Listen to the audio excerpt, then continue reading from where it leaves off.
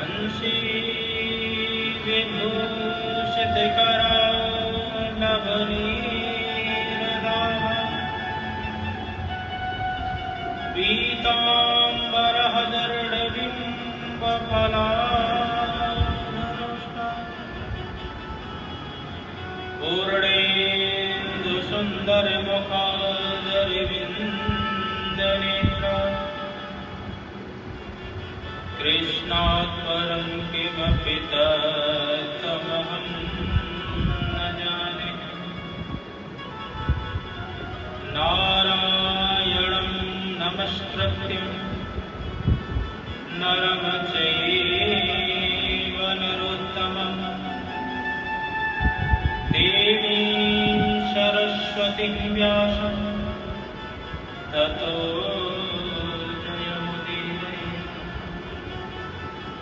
भक्ति भक्त भगवन्त गुरु चतुर नाम बपुएक इनके भगवंदन किए सुना सतविघ्न अनेक सब द्वार निको छोड़ के आयो तेरे द्वार यशमति के लाड़ जरा मेरी ओर निहार। आये हनुमंत विराजिए कथा कहूँ मत ही अनुसार प्रेम भरी गादी सुबिराजिए पवन कुमार सुबिराजिए पवन कुमार। बोले कृष्ण कन्हैया लाल की जय बांके बिहारी लाल की जय श्रीमद् भागवत महापुराण की वेद व्यास जी महाराज की रास रासेश्वरी श्री राधा रानी सरकार की परम पूज्य प्रातः स्मरणीय स्वामी श्री गीतानंद जी महाराज की पूज्य चरण सद्गुरुदेव स्वामी श्री अवशेषानंद जी महाराज की समस्त संतों की समस्त भक्तों की जय जय श्री राम जय जय श्री राम जय जय श्री राधे। परम मंगलमय परात्पर अकारण करुणालय भक्त वांछा कल्पतरु तदिंदित विनिंदित श्री बालकृष्ण लाल के पाद पद्मों में प्रणाम करते हुए आज की सत्संग चर्चा में हम सब सराबोर होने का प्रयत्न करेंगे। सत्संग चर्चा में सराबोर होने का सौभाग्य उन्हीं जीवों को प्राप्त होता है जिन पर भगवान की अटूट कृपा हो जाती है। नहीं तो समय धीरे धीरे ऐसे ही व्यर्थ में बीत जाता है। भगवान के नाम में मन ही नहीं लगता। किसी भी सत्संग को श्रवण करने में मन नहीं लगता। भगवान की माला आदि जपने का शुभारंभ किया भी जाए तो कुछ ही देर में मन वहां से हट करके कहीं और चला जाता है। इसलिए आप सब परम सौभाग्यशाली हैं। भगवान की आप सबके ऊपर महती कृपा है जो आप सबको सत्संग का सौभाग्य प्राप्त हो रहा है। तो प्रसंग पर आइए। कल मैं निवेदन कर रहा था कि किस प्रकार राजा अमरीश जी ने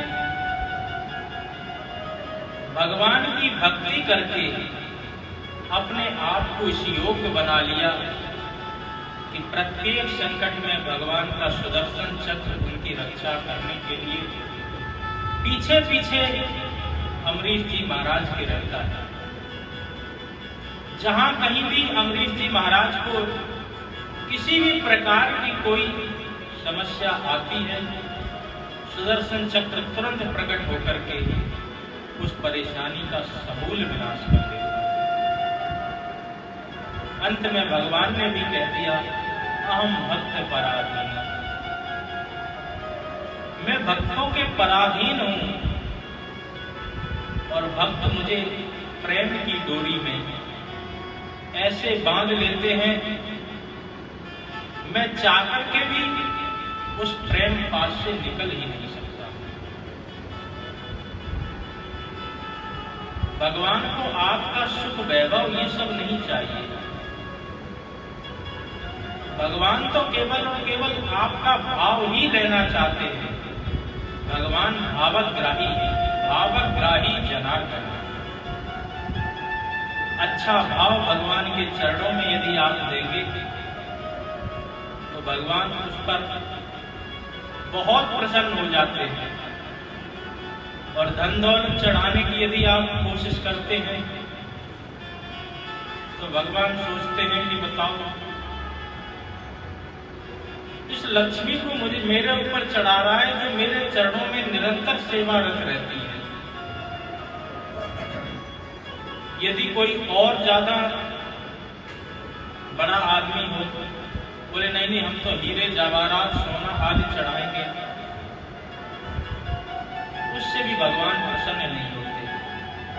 भगवान को कहते हैं क्षीर सागर में ही तो भगवान निवास करते हैं और जितने ये रत्न आदि हैं उसी सागर से ही उत्पन्न होते हैं। तो भगवान के घर में समस्त प्रकार के रत्न आभूषण विद्यमान हैं और यदि भगवान को आप आभूषण रत्न आदि चढ़ाते हैं तो उससे वो प्रसन्न नहीं होते। वो तो केवल और केवल आपकी भक्ति भाव जो है, आपका निर्मल मन जो है, वही भगवान को अपने पास में बांध लेता है और बांध करके उनसे जो कार्य चाहे वो व्यक्ति कार्य करवा लेता है। इसीलिए भगवान भक्तों के पराधीन होते हैं, भक्तों के पास में सदा बंधे रहते हैं। ऐसे श्री अमरीश जी महाराज ने चक्रवर्ती सम्राट होते हुए भी भगवान की भक्ति करके भगवान को अपने पास में बांध लिया। बोल भक्त वत्सल भगवान की। इन्हीं अमरीश के वंश में कल सूर्यवंश की चर्चा चल रही थी, तो इन्हीं सूर्यवंशी अमरीश के वंश में आगे चल करके महाराज युवनाश हुए। युवनाश जी के यहाँ पर एक यज्ञ चल रहा था, पुत्रेष्टि यज्ञ। ब्राह्मणों ने मंत्र को अवमंत्रित करके एक घड़े में जल भरा और रोज उसकी पूजा करते थे। एक दिन युवनाश महाराज को रात्रि में बहुत जोर से प्यास लगी तो भूलवश उस जल को ही ग्रहण कर लिया। परिणाम स्वरूप उनके उदर से मानधाता का जन्म हुआ। शल्य चिकित्सा के द्वारा पेट फाड़ करके मानधाता को निकाला गया। ये मानधाता भी बहुत बड़े प्रतापी राजा हुए। इन्होंने इसी मथुरापुरी में जब एक लवणासुर नाम का दैत्य था, उसने जब इस पर कब्जा कर लिया था तो राजा मानधाता ने आकर के ही उससे इस मथुरा नगरी को मुक्त कराया था। तो ऐसे श्री मानधाता जी, इन्हीं मानधाता जी के वंश में सत्यव्रत हुए और सत्यव्रत के हुए राजा हरिश्चंद्र। जिन हरिश्चंद्र जी ने सत्य की कसौटी पर खरे उतरने के लिए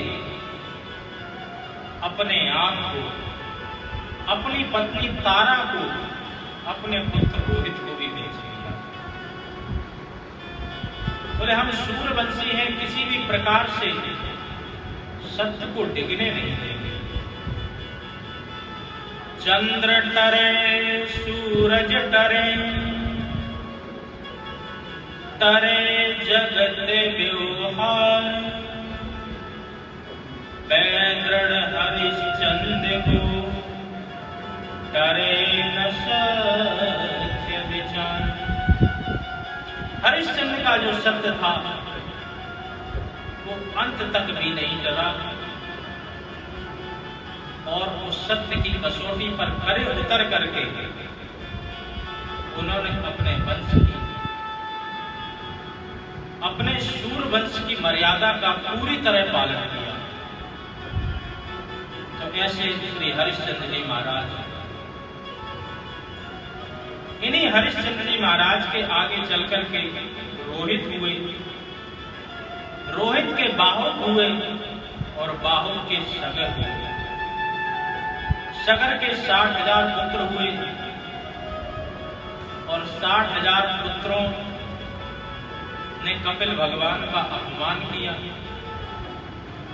सबको कपिल भगवान के कोप का भाजक बनना पड़ा और सब वहीं पर राख में परिवर्तित हो गए। अनेकानेक जन्म लगे, अनेकानेक लोगों ने खूब तपस्या की। उसके बाद में भगीरथ महाराज के माध्यम से गंगा जी को जैसे तैसे करके इस धरा धाम पर लेकर के आए। जब गंगा जी धरा धाम पर आने के लिए तैयार हो गई तो बोले गंगा जी का वेग कौन सहन करे। तब भोले बाबा से प्रार्थना की। भोले बाबा जी ने गंगा जी को अपनी जटाओं में धारण करने का जब निर्णय लिया तो फिर हाथ जोड़ करके परीक्षित महाराज ने गंगा मां को नीचे आने के लिए प्रार्थना की। गंगा माता जैसे ही भोले बाबा की जटाओं में आई और आकर के उसी में ही उन्होंने पूरी गंगा माता को बांध लिया और जन जीवन कल्याण के लिए भगीरथ महाराज के अनुनय विनय पर जमीन पर अपनी एक जटा से गंगा माता को प्रवाहित किया। बोल गंगा माता की। जैसे गंगा माता प्रवाहित हुई तो अपने वेग से गंगा माता को कई परेशानियों का भी सामना करना पड़ा। एक जाह्नू ऋषि थे, जाह्नवी ऋषि, उनका आश्रम बीच में पड़ गया। तो उस आश्रम को ही जब गंगा माता बहाने लगी तो उन्होंने गंगा माता को ही पूरा पान कर लिया। जब गंगा माता को ही पान कर लिया तो फिर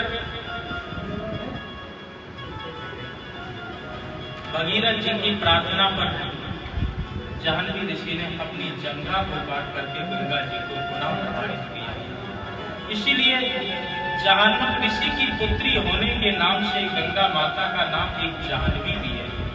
जाह्नवी फेन लेके व यन मूर्धन सतना करा। तो ऐसी गंगा माता धीरे धीरे बहते बहते जहां पर राजा सगर के 60,000 पुत्र राख में परिवर्तित पड़े थे, जैसे ही उनको स्पर्श किया यज्जल स्पर्श मात्रेण ब्रह्मदंड हता अपि सगरात्मजः दिवं जुगमु केवलम देह भस्मभि। स्पर्श करने मात्र से सगर के समस्त 60,000 पुत्रों का उद्धार कर दिया। माता गंगा जी का जैसे ही जल स्पर्श हुआ, स्पर्श होते ही राजा सगर के 60,000 पुत्रों की मृत्यु हो गई। तो ऐसी गंगा जी की महत्ता है। और गंगा जी के विषय में क्या कहा जाए, उस दिन से आज तक गंगा माता समस्त जीवों के पापों का शमन कर रही है। कुंभ लगता है, गंगा माता में करोड़ों लोग आकर के स्नान करते हैं। एक दिन माता पार्वती जी ने भोले बाबा से प्रश्न किया कि महाराज, जितने ही लोग गंगा में स्नान करने आते हैं, क्या ये गंगा माता सभी के पापों को शमन कर लेती है? अगर सभी के पापों को शमन कर लेती हैं तो उस पाप का ये गंगा माता क्या करती है? भोले बाबा ने कहा, बेटी जी, अगर मैं आपको ऐसे ही समझाने का प्रयत्न करूंगा तो शायद आप नहीं समझ पाओगे। भोले बाबा ने एक कोड़ी का रूप धारण किया और जहां पर थोड़ा सा दलदल था उसी में आकर के वो फंस गए। माता पार्वती जी भी वहीं पर आकर के बैठ गई। लोग उनको, पार्वती जी को देख करके जैसे ही उस कोड़ी बने भोले बाबा को बचाने के लिए आगे जाते हैं तो भोले बाबा तुरंत कह देते हैं, मुझे वही व्यक्ति स्पर्श कर सकता है जिसने आज तक कोई पाप नहीं किया हो। ये सुनकर के सभी पीछे हट जाते हैं।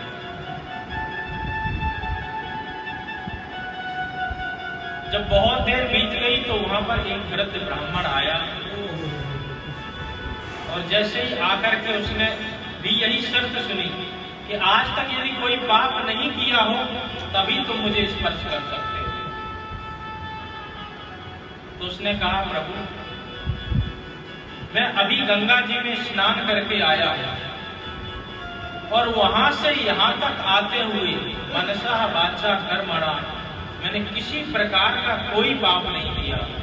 और गंगा जी को कहते हैं पाप तारणी गंगा, पापों को शमन कर देती है।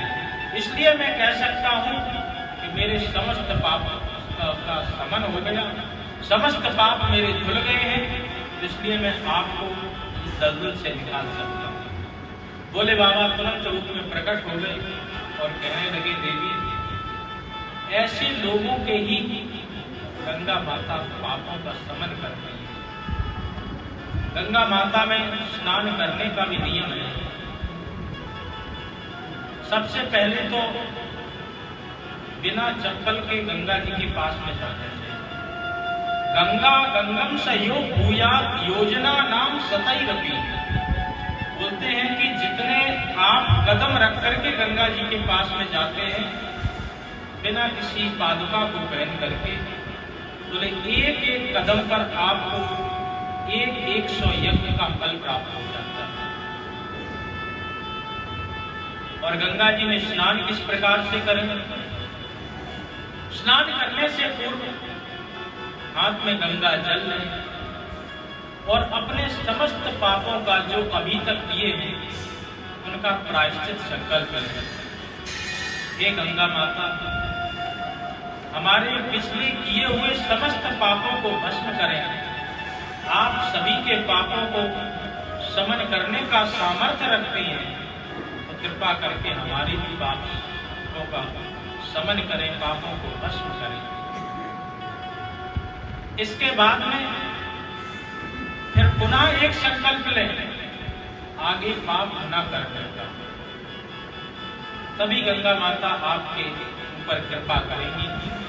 नहीं तो गंगा माता स्नान करके आओ और आकर के फिर वहीं पाप में लग जाओ, इससे आपके पापों का प्रक्षालन हो ही नहीं सकता है। तो गंगा माता ने जैसे ही सगर के 60,000 पुत्रों को स्पर्श किया और स्पर्श करके आज उनका उद्धार कर दिया। वो लोक पावनी गंगा माता की है। इस प्रकार से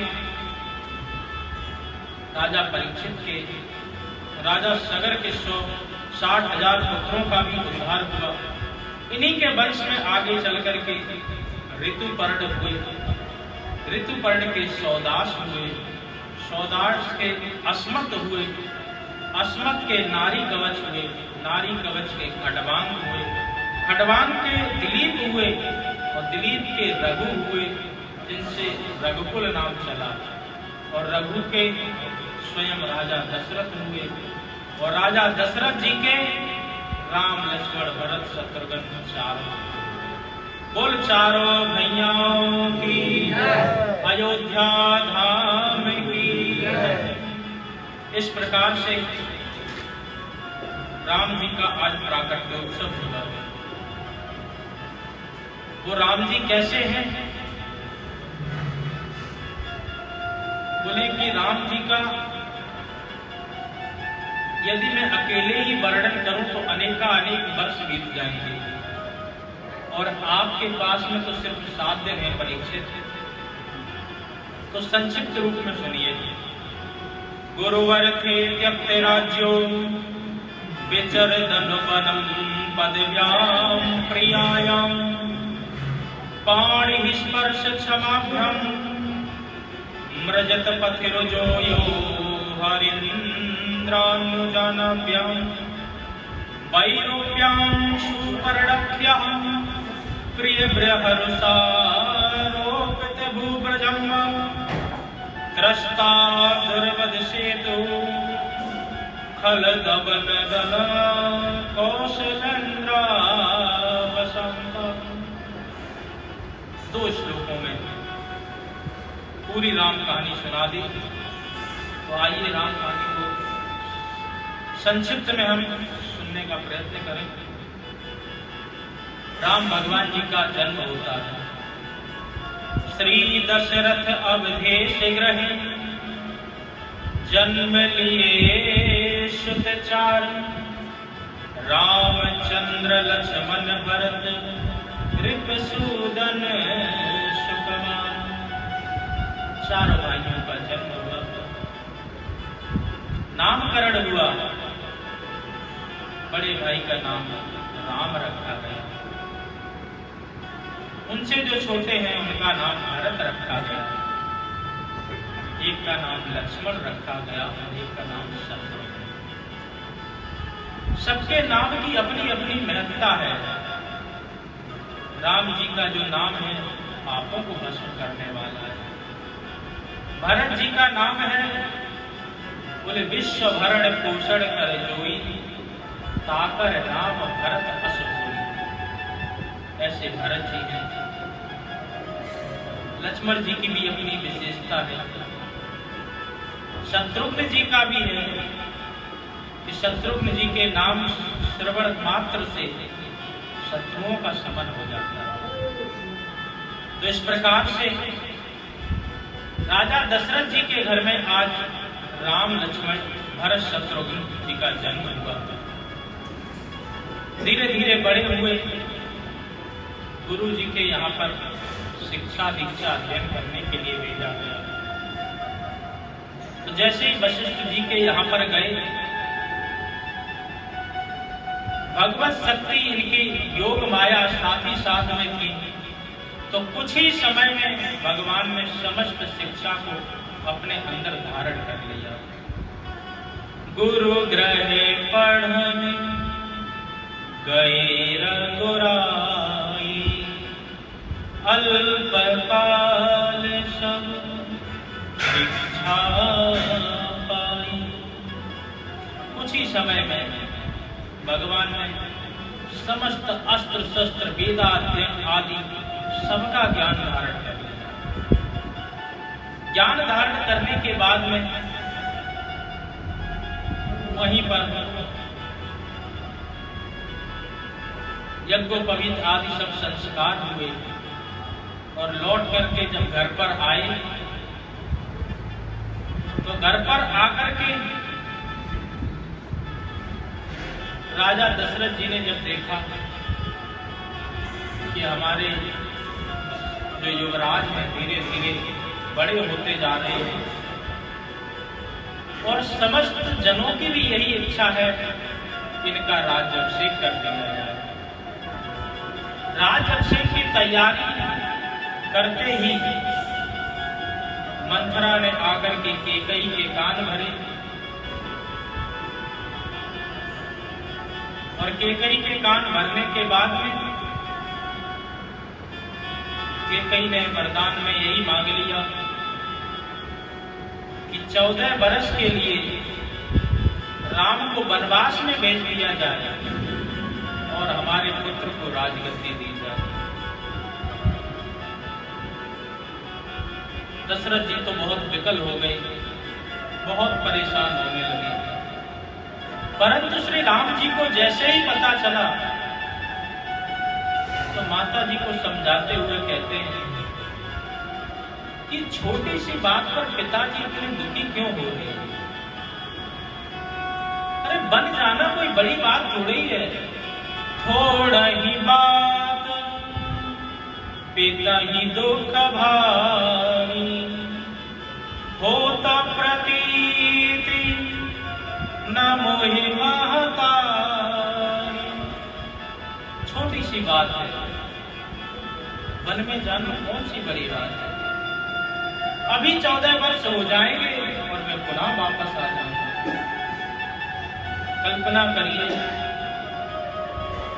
कि अयोध्या की क्या संपत्ति थी। त्यक्त्यः सुदुस्सरे स्वराज लक्ष्मी, बोले वहां पर इतनी अपार संपत्ति वैभव थी कि देवता लोग भी अयोध्या में आना चाहते थे। उसको त्यागना इतना सरल नहीं था। सुदुस्त्यज राज लक्ष्मी, त्यज नहीं कहा, सुदुस्त्यज। सु और दु दो उपसर्गों का वर्णन किया। व्याकरण में ऐसे 21 उपसर्ग होते हैं और ये 21 उपसर्ग जो हैं शब्द पर बल देने के लिए प्रयोग किए जाते हैं। तो 2 उपसर्गों का प्रयोग किया कि दुस्त्यज बहुत ही कठिन था। उसके बाद भी राम जी कह रहे कि छोटी सी बात है। जरा विचार करो, आज के युग की अगर बात होती और आज के बच्चे से कह दिया जाता कि जाओ, तुम्हें आदेश पिताजी देते हैं 14 वर्ष वन में चले जाओ, तो छूटते ही जवाब देता कि माता पिता का आपसी झगड़ा में मुझे इतनी बड़ी सजा क्यों दी जा रही है। परंतु धन्य है राम जी, छोटी सी बात को मान करके आज वन की ओर प्रस्थान कर गए। लक्ष्मण जी कहने लगे कि नहीं, मैं भी चलूंगा आपके साथ। बोले नहीं, यहाँ पर कोई है नहीं, भरत भी नहीं है, शत्रुघ्न भी नहीं है, तो आप यहाँ पर रह करके माता पिता की सेवा करो, गुरुजन की सेवा करो। मातृ देवो भव, पितृ देवो भव, आचार्य देवो भव।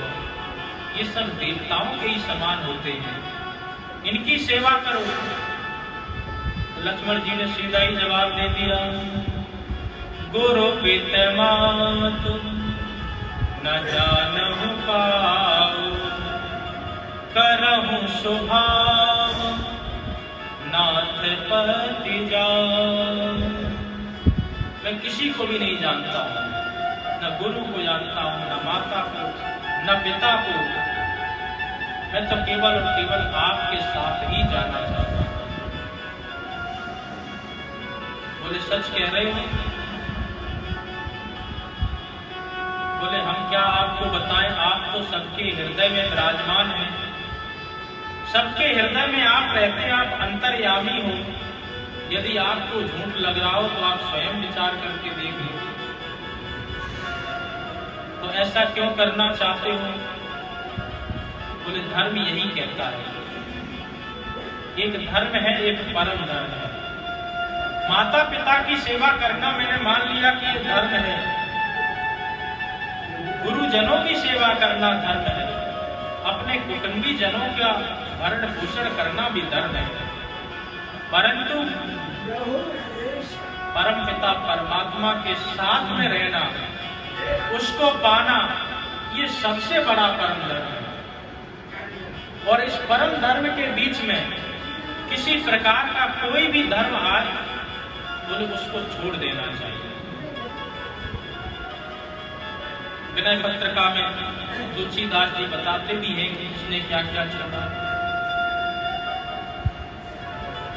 बोले यदि कोई कितनी भी प्रिय वस्तु हो और परम धर्म में प्राप्ति के बाधक बने तो उसको जरूर छोड़ देना चाहिए। छोड़ी भी गई है। प्रहलाद जी ने अपने पिता को छोड़ा, विभीषण ने अपने भाई को छोड़ा, भरत जी ने अपनी माता को छोड़ दिया, इसी प्रकार से बलि ने गुरु को छोड़ दिया और गोपियों ने अपने पतियों को छोड़ दिया। क्यों? बोले परम पिता परमात्मा को पाना ये जीव का सबसे परम लक्ष्य है। इसलिए मैं आपके ही साथ में जाना चाहूंगा। माता रामो मत पिता रामचंद्र, स्वामी रामो मत सखा रामचंद्र, सर्वं मे रामचंद्रो दयालु, नान्यो न जाने अन्यैव जाने। मैं अपने राम जी के अलावा किसी को भी नहीं जानता। राम जी ने फिर कहा, ऐसा कहते तो सब लोग हैं। सब लोग आकर के मंदिर में कहते हैं त्वमेव माता च पिता त्वमेव, त्वमेव बंधु च सखा त्वमेव। अंत में कहते त्वमेव सर्वम मम देव देव। सब लोग कहते हैं, परंतु जब गिनाने की बात आती है बोले हमारे बैंक बैलेंस में इतना है, गाड़ी है हमारे पास, घोड़ा है, इन आदि आदि चीजों का वर्णन करते हमारा तो कहीं उल्लेख ही नहीं होता। तो मंदिर में आकर के कहते हैं कि त्वमेव सर्वम मम देव देव। इसलिए मैं कैसे विश्वास करूं कि तुम सही बोल रहे हो। तो लक्ष्मण जी ने कहा, मोरे सवही एक तुम स्वामी, दीन बंधु और अंतर्यामी। आपके अलावा मैं किसी को नहीं जानता हूं और मुझे बताने की भी जरूरत नहीं है। सभी लोगों के हृदय में आप विराजमान हैं, उसी प्रकार आप मेरे हृदय में भी बैठे हैं, तो आपको सब कुछ पता होना चाहिए। राम जी भी प्रसन्न हो गए। हाँ, बहुत अच्छी बात है, तो हमारे साथ ही चलना चाहते हो तो चलो। तो लक्ष्मण जी और जानकी जी को लेकर के प्रभु आज चित्रकूट की ओर धीरे धीरे प्रस्थान किए। बीच में प्रयागराज आया। प्रयागराज को भी जैसे तैसे पार करके और आगे बढ़े। कोल भील आदि सबको अपने गले से लगाया। चित्रकूट में निवास किया। चित्रकूट में निवास करके ऋषियों को भी परम आनंदित किया। 12 वर्ष तक भगवान कंदमूल फल खाकर के चित्रकूट में निवास करते हैं। ऋषि मुनियों के आश्रम में जाते हैं। स्फटिक शिला पर बैठ करके सीता जी का श्रृंगार भी करते हैं। जयंत की भी लीला आती है उसी में कि किस प्रकार से जयंत ने सीता जी पर दृष्टि डाली तो राम जी ने मात्र एक तिनका उठा करके उसके पीछे छोड़ दिया। सभी जगह दूर दूर तक भागता गया। अंत में भगवान से ही क्षमा मांगी, तभी जाकर के एक आंख तोड़ करके उसको जीवन दान दिया। इस प्रकार से भगवान ने 12 वर्ष तक चित्रकूट में अपना समय व्यतीत किया। आगे पंचवटी की ओर गए। पंचवटी में वहां अपनी कुटी बना करके वहीं पर रह गए। वहां पर रहते रहते देखा तो एक देवी जी वहां पर आई। दूर से ही देवी जी ने देखा राम लक्ष्मण जी के स्वरूप को देख करके मोहित हो गई और पास में आकर के कहने लगी कि मैंने 3 लोक 14 भुवन सब में देख लिया है, मेरे योग आज तक कोई वर नहीं मिला, परंतु विधाता ब्रह्मा जी की भी यही इच्छा है कि आपसे मेरा विवाह हो। आप थोड़े बहुत मेरे लायक हैं। तुम सम पुरुष नमो सम नारी, यह संयोग विधि रचा विचारी। ब्रह्मा जी का भी यही मानना है कि तुम ही मेरे लायक हो सकते हो, परंतु तुम भी कोई बहुत ज्यादा सुंदर नहीं हो, थोड़े सांवले आदि हो, लेकिन हम काम चला लेंगे। राम जी ने सोचा ये कौन श्री देवी आ गई जो हमें ही फेल कर रही है। अरे जब मैं वहां जनकपुरी में गया तो जनकपुर में जाते ही मुझे देखने के लिए अनेक जनकपुर की समस्त सखियां आ गई। सीता जी भी छुप छुप करके मुझे देख रही, मेरे स्वरूप को देख करके जो विदेह राज जनक जिनको देह का बिल्कुल भान नहीं, वो भी एक बार मुझे देख करके उनको भी अनुराग हो गया। ये नहीं विलोकत अति अनुराग, बरवस ब्रह्म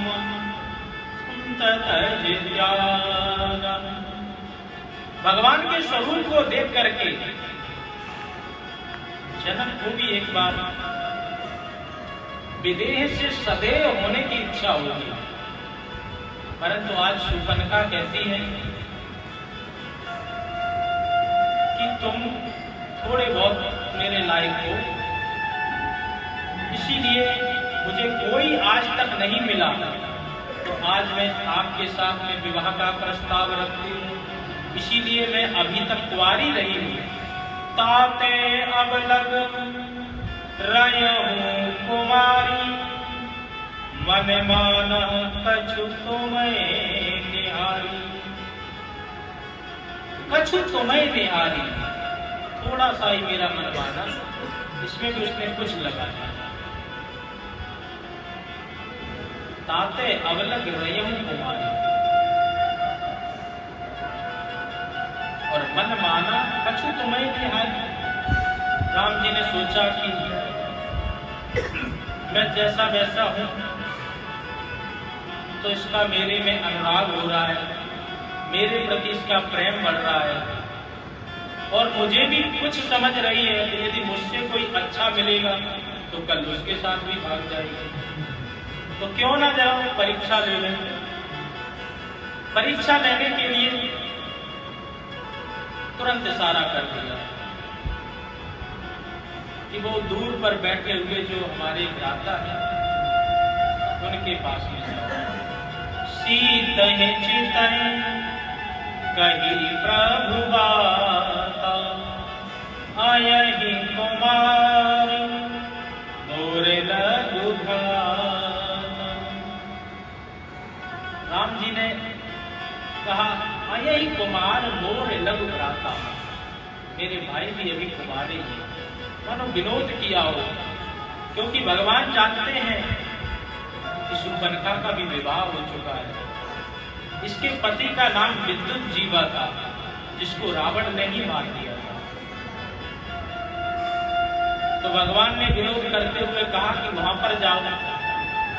तो जैसे ही वहां पर गई और जाकर के लक्ष्मण जी के पास भी वही पेन ड्राइव चालू कर दी कि 3 लोक 14 भुवन में मैं देख आई हूँ, मुझे अभी तक कोई नहीं मिला और मैं चाहती हूँ तुम मेरे साथ में विवाह कर लो। वही सब कुछ सुनाने लगे। लक्ष्मण जी ने कहा कि पहले मेरा परिचय तो जान लो, और तुम पहले ये बताओ कि तुम विवाह करना क्यों चाहती हो। बोले मैं रानी बनने के लिए विवाह करना चाहती हूँ। बोले तुम रानी बनने के लिए विवाह करना चाहती हो, परंतु मेरा परिचय तो ये है, मैं तो सेवक हूँ, मैं उनका दास हूँ, सुंदरी सुनो मैं उनकर दासा, प्रभु समर्थ कौशलपुर राजा। हे सुंदरी, मैं तो उनका सेवक हूं। अरे स्वामी तो वो है, वो कौशलपुर राजा है, मैं उनका दास हूं। अब तुम ही विचार कर लो कि दासी बनना चाहती हूँ कि रानी बनना चाहती हूँ। उसने कहा मैं तो रानी बनना चाहती हूँ। तो फिर राम जी के पास में दौड़ती दौड़ती गई। राम जी ने फिर लक्ष्मण जी के पास भेज दिया, मानो पेंडुलम की तरह इधर से उधर भगा गई। जब अंत में शूर्पणखा को बहुत क्रोध आया, तो क्रोध आकर के विकराल रूप धारण करके जैसे ही सीता जी को खाने की ओर दौड़ी, तुरंत भगवान ने लक्ष्मण जी को इशारा दिया, कहा कि काट दो। बोले क्या काट दो? बोले इसकी नाक और कान दोनों ही काट दो। महाराज क्यों काट दे? बोले नाक इसलिए काट दो कि अपने से ज्यादा ही किसी को सुंदर ही नहीं मान रही, और इसकी नासिका जब काट दी जाएगी तो इसका सुंदरता का जो अभिमान है वो इसका भंग हो जाएगा। ठीक है महाराज, अब कान क्यों काट दें? बोले कान इसलिए काट दो, जब से आई है किसी की बात सुनी नहीं रही है, अपनी कहती जा रही है। जब इसको कुछ सुनना ही नहीं तो ये नकली कान लगाकर इसका क्या लाभ है? इसलिए आज इसके कान भी काट दो। लक्ष्मण जी ने तुरंत तलवार उठा करके नाक कान दोनों ही काट करके उसके। अब तो शूर्पणखा रोती बिलखती हुई अपने भाई के पास में पहुंची। इसी बीच में पूज्य चरण प्रातः स्मरणीय पूज्य गुरुदेव स्वामी श्री अवधेशानंद जी महाराज का पदार्पण हुआ। उन जयघोष के साथ में महाराज जी के चरणों में प्रणाम करते हैं। बोल सद्गुरुदेव भगवान की जय, स्वामी जी महाराज की जय। राधे राधे गोविंद गोविंद राधे राधे राधे गोविंद राधे राधे राधे गोविंद गोविंद राधे राधे राधे गोविंद गोविंद राधे गोविंद राधे बोलो गोपाल राधे गोविंद राधे बोलो गोपाल राधे राधे राधे गोविंद गोविंद राधे राधे राधे गोविंद गोविंद राधे। बोल भक्तवत्सल भगवान की स्वामी जी महाराज की। पुनः प्रसंग पर आते हैं। शूर्पणखा के नाक कान काट दिए गए। रोती बिलखती अपने भाई के पास में पहुंची। जब भाई ने सुना तो पूरी सेना को सजा करके भगवान श्री राम जी के सामने पहुंचे। भगवान ने ऐसी माया रची कि आपस में ही दैत्य अपने आप युद्ध करके उस मोहनी अस्त्र के द्वारा भगवान का ऐसा प्रभाव हुआ कि जितने दैत्य आए थे वो आपस में ही लड़के लड़के मर गए। इसके बाद में रोती हुई अपने भाई रावण के पास में पहुंची। रावण 10 सिर वाला था, थोड़ा बुद्धिमान था। उसने विचार किया और पूछा कि क्या तुम्हारा ये किसने हाल बनाया? सारी बात बता दी कि 2 युवराज आए हैं, संग में उनके सुंदर स्त्री है। मैं तो आपके लिए स्त्री लाने का प्रयत्न कर रही थी। और इतने पे ही मुझे क्रूर कर दिया। रावण ने कहा अपने दूसरे भाइयों के पास जाते, बोले वहां पर गई थी, उनका भी वध हो गया। रावण समस्त घटना को सुनने के बाद में थोड़ी देर विचार करने लगा कि खरदूषण तो मेरे समान ही बलवान थे, उनको यदि किसी ने मार दिया तो परमात्मा के अलावा कोई और हो ही नहीं सकता, वो परमात्मा ही है। और उन्होंने इस धराधाम पर अवतार ले लिया। खरदूषण समबलवंता मार सके नहीं बिन भगवंता। भगवान के अलावा उनको कोई मार ही नहीं सकता, इसका मतलब भगवान का अवतार हो गया। विचार करने लगा कि भगवान का अवतार हो गया तो मैं भी अपना उद्धार करना चाहता हूं। कैसे उद्धार करना? भजन करके ही उद्धार किया जा सकता है, परंतु मेरी देह तमोगुणी और रजोगुणी के अधीन है, मुझसे भजन तो हो ही नहीं सकता है। तो सोचा कि राम जी से बैर कर लिया जाए और उनसे युद्ध के माध्यम से अपना कल्याण कर लिया। याद आया कि हमारा एक भाई विभीषण भी है जो भजन करता है। तो रावण ने विचार किया कि ये तो अपना भजन करके उद्धार कर सकता है, तो ऐसा नाटक किया कि लात मार करके उसको अपने से दूर कर दिया। बोले तू जब भजन करके अपना उद्धार कर सकता है तो हम लोगों के बीच में तू क्यों बैठा है? अरे तू जाकर के उन्हीं की शरण में जा, तेरा तो भजन से ही उद्धार हो। लात मार करके रावण ने विभीषण को निकाल दिया और जो भजन नहीं कर सकते थे उनको एक एक करके आगे भेज करके राम जी के हाथ में बंद करवा दिया। ये सब रावण की सोची समझी नीति थी। नहीं तो बताइए, किसी भी राज्य में यदि संकट आता है तो पहले आगे आगे कौन जाता है? पहले राजा ही अपने आगे रथ को लेकर के जाता है, पीछे सारी सेना चलती है।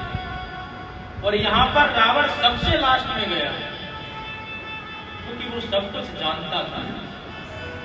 एक एक चुन चुन करके एक एक आदमी को उसने पहले भेजा, उन सबका उद्धार करवाया, अंत में अपना भी उद्धार किया। तो प्रसंग पर पुनः आते हैं। तो रावण ने विचार किया कि किस प्रकार से द्रोह कर दिया जाए। रावण विचार करके मारीच के पास में पहुंचा। जब मारीच के पास में गया और जाकर के लंबी चौड़ी दंडवत की, कहा कि मामा जी प्रणाम। मारीच समझ गया ये जरूर कोई ना कोई काम निकलवाने के लिए आया, क्योंकि यदि कोई नीच व्यक्ति नमन करे उसका जरूर कोई ना कोई स्वार्थ होता है। नमन नीच के अति दुखदाई, जिम अंकुश धनु उरग मिलाई। जैसे अंकुश माने तीर और सांप और बिल्ली, इनको जब कोई वार करना होता है तो ये पीछे की ओर बढ़ते, तीर भी पीछे की ओर खींचा जाता है। सांप भी काटने से पहले पीछे की ओर बढ़ता है, उसके बाद आगे काटता है। और बिल्ली को यदि झपट्टा मारना हो तो वो भी पहले पीछे हटती है, फिर झपट्टा मारती है। इसी प्रकार से नीच व्यक्ति यदि आपसे कोई कार्य साधवाना चाहता है, कार्य सिद्ध करवाना चाहता है, तो सबसे पहले आपके प्रति उसको विनम्र भाव रखेगा, आपको नमन करेगा, उसके बाद में अपना कार्य करता है। तुम्हारी इससे कहा कि ऐसे ऐसे करके तुम सोने के मृग बन करके वहां जाओ। बोले महाराज हम तो बिल्कुल नहीं जाएंगे। एक बार गए थे तो बिना धनुष के ऐसे ही बाण मार दिया था तो मैं 100 योजन दूर गिरा था जाकर के। और अब की बार गया तो मेरा तो गोविंदाय नमो नमः हो जाएगा। बोले हम तो बिल्कुल नहीं जाएंगे। जब रावण ने बहुत मारीच को डांटा तो मारीच भी सोचने लगा कि ऐसे लोगों से बैर करना उचित नहीं है। मारीच ने विचार किया, तब मारीच हृदय अनुमाना, न वही विरोधे नहीं कल्याण। 9 लोगों से विरोध करने में कोई कल्याण नहीं है। वो 9 लोग कौन से हैं? बोले शस्त्री मरमी प्रभु सठ धनी, वैद्य बंद कवि धान से गुनी। बोले जिसके हाथ में शस्त्र हो उससे बैर नहीं करना चाहिए। जो आपके भेद को जानता हो, मर्मी हो, उसके साथ भी कभी बैर ना करें। जो राजा आदि है, जो आपसे बलवान है, उनसे भी बैर ना करें। मूर्ख से भी बैर नहीं करना चाहिए। और जिसके पास में अधिक धन हो उससे भी बैर नहीं करें। इसी प्रकार से किसी वैद्य के साथ में भी अपना द्वेष न बनाएं। यदि आपको कोई बंधक बना रखता हो तो उसके साथ भी अपना अनुकूल वाला ही व्यवहार करें। जो कवित्व आदि कविताओं को जानने वाला हो उसके साथ भी बैर न करें, नहीं तो वो कविता के माध्यम से आपका अभ्यस संसार में उड़ा सकता है। चौथे और 9वें है मानस गुणी। जो भंडार में काम करते हैं ऐसे लोगों से भी बैर न करें। नहीं बैर के वशीभूत होकर के कब कुछ मिला देंगे आपको पता ही नहीं चलता। तो आज मारीच ने बहुत अच्छी तरह विचार किया और विचार करके सोचा कि अगर मैं रावण की बात को नहीं मान करके गया तो मेरा यही रावण वध कर देगा, और गया तो प्रभु के हाथों मेरी मुक्ति हो जाएगी। तो इस नीच के हाथों मरने से अच्छा है मैं प्रभु के हाथों ही अपनी मुक्ति करा लूं। तो यही सब विचार करके आज मारीच ने रावण की बात मान ली और सोने का मृग बनकर के भगवान जहां पर पर्णकुटी बना करके बैठे थे वहीं पर आकर के बैठ गया। इधर उधर उछलने लगा। जैसे ही सीता जी की दृष्टि पड़ी तो सीता जी ने राम जी से क्या कहा, इसकी चर्चा कल हम ठीक समय पर करेंगे। आज आप सभी संतों के भोजन का भी समय हो रहा है, इसलिए आज यहीं पर अपनी वाणी को जयघोष के साथ विराम देता हूँ। तो आप लोग भी हमारे साथ में जयघोष करो। बोलिए बाके बिहारी लाल की जय, गीता बिहारी लाल की जय, श्री सद्गुरुदेव महाराज की जय, सच्चिदानंद भगवान की जय, संत समाज की जय, पूज्य चरण सद्गुरुदेव स्वामी गीतानंद जी महाराज की जय, परम पूज्य गुरुदेव स्वामी अवशेषानंद जी महाराज की जय, समस्त भक्त जनों की जय, रास रासेश्वरी श्री राधा रानी की जय। जय जय श्री राधे, जय जय श्री राधे, जय जय श्री राधे।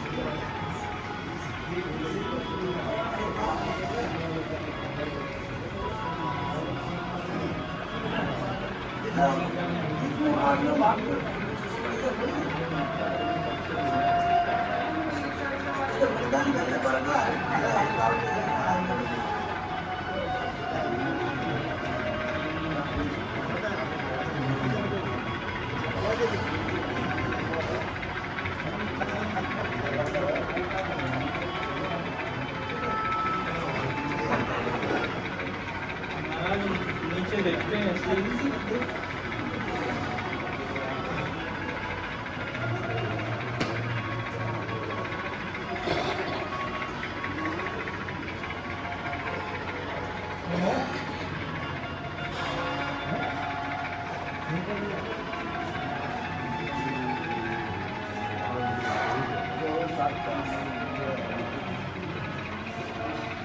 आज तो बढ़ गया बढ़ गया